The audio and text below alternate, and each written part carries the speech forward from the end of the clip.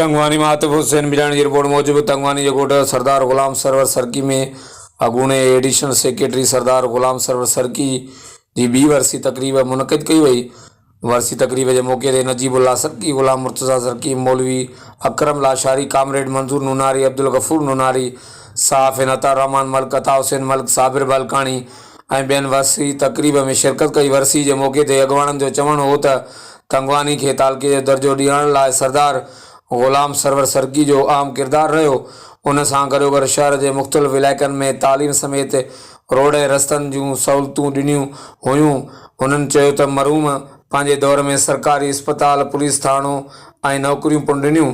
वरसी तकरीब जे पुॼाणी ते मरहूम जे आख़िरी आराम गाह ते चादर चाढ़े ऐं गुल हारे मरहूम जी मग़फ़िरत लाइ दुआ घुरी वई।